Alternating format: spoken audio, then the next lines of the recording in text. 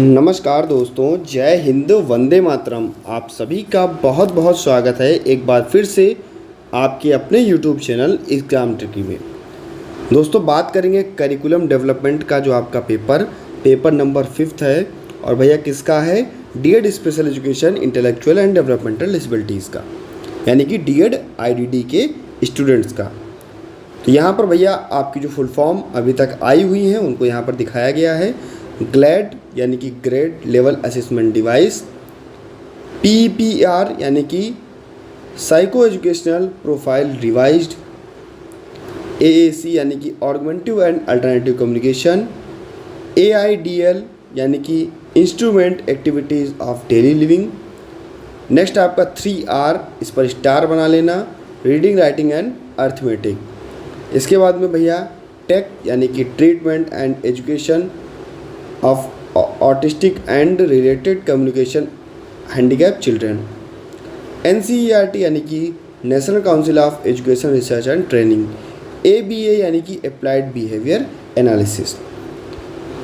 इससे ज़्यादा इम्पॉर्टेंट भैया आपका क्वेश्चन नंबर फर्स्ट आपकी स्क्रीन पर है।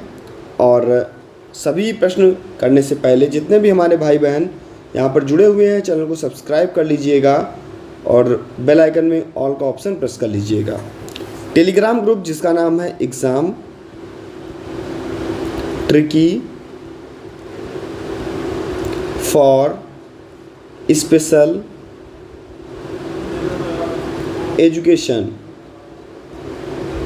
तो भैया इसको आप सर्च कर लीजिएगा। लगभग 14.9K का परिवार वहाँ पर आपको मिलेगा टेलीग्राम ग्रुप में।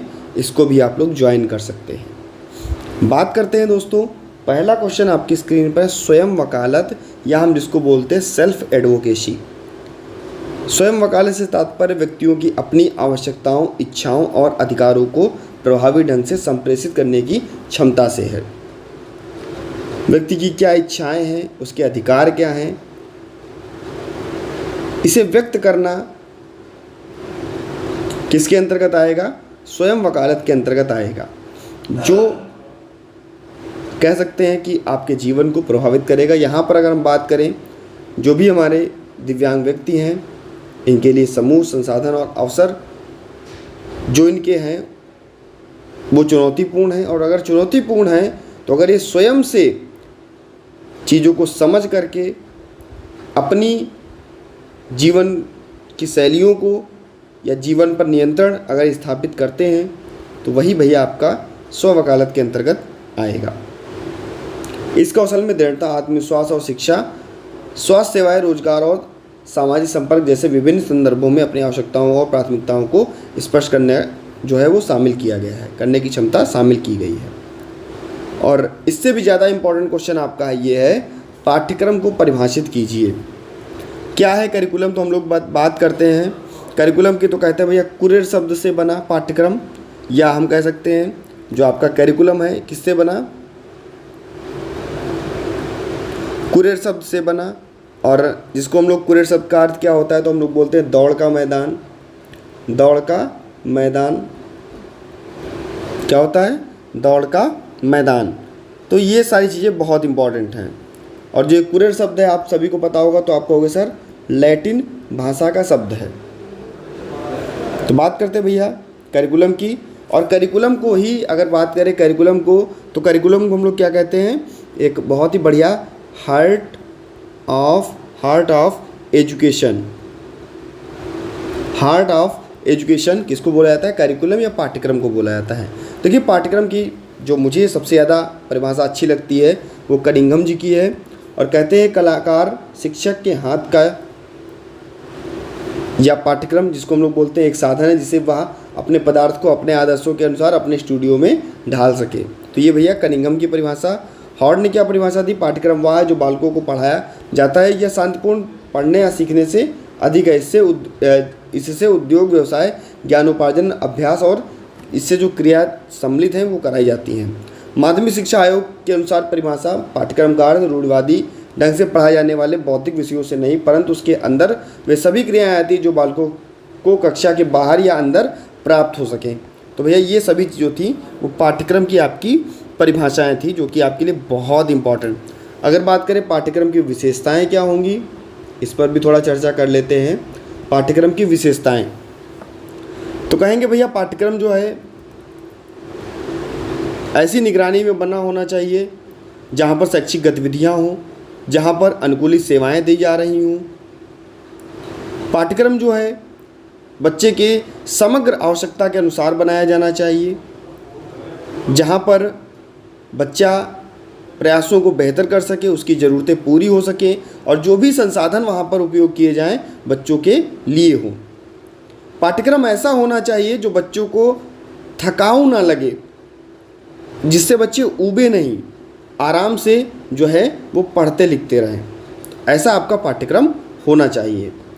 इसके बाद में अगर हम लोग बात कर लेते हैं नेक्स्ट क्वेश्चन आपकी स्क्रीन पर, जिसको हम लोग कहेंगे विशिष्ट सीखने की अक्षमता, यानी कि स्पेसिफिक लर्निंग डिसेबिलिटी के बच्चों के लिए जो भी विशेषताएं हैं वो क्या होंगी।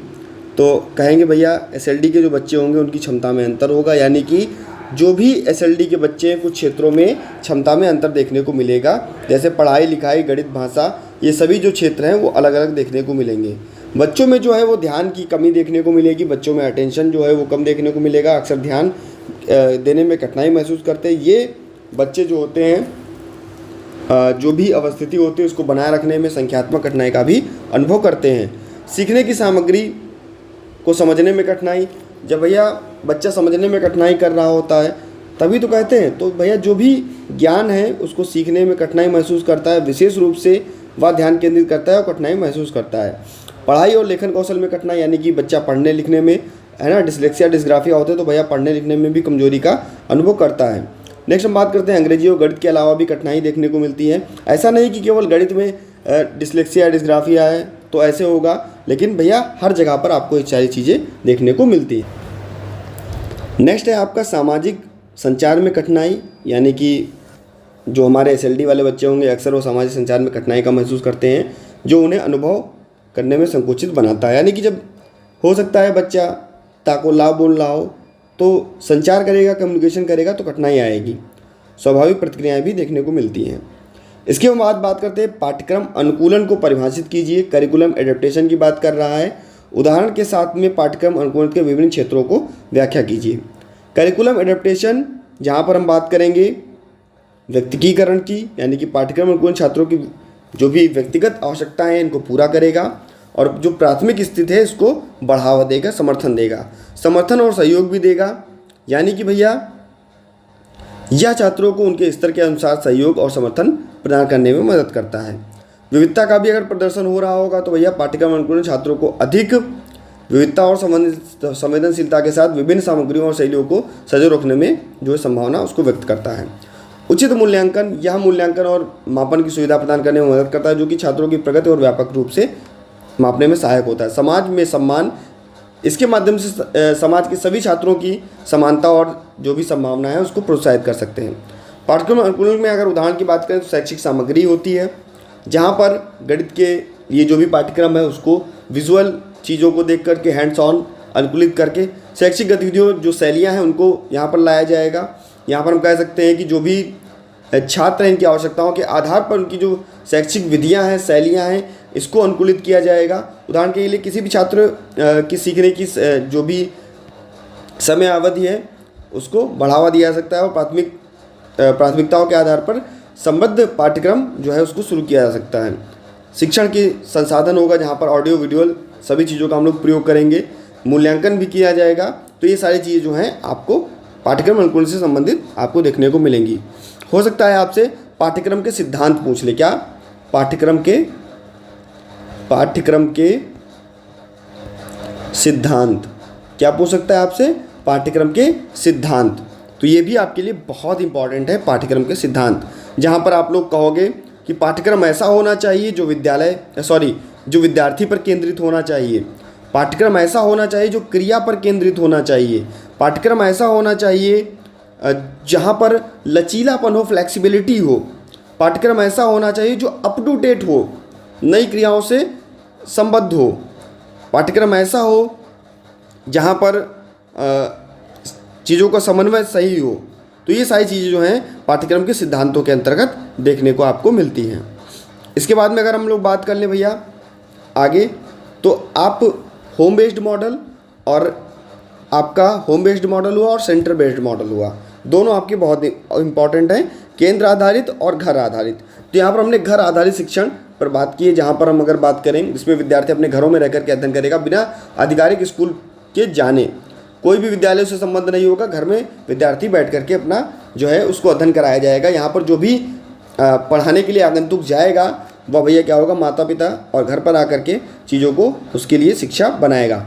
यहाँ पर बच्चे को व्यक्तिगत शिक्षा दी जाएगी। अगर उद्देश्यों की बात करें, बच्चे को व्यक्तिगत इंडिविजुअल शिक्षा दी जाएगी, बच्चे के जो भी शिक्षा होंगे उनके दृष्टिकोण और बेहतर होंगे।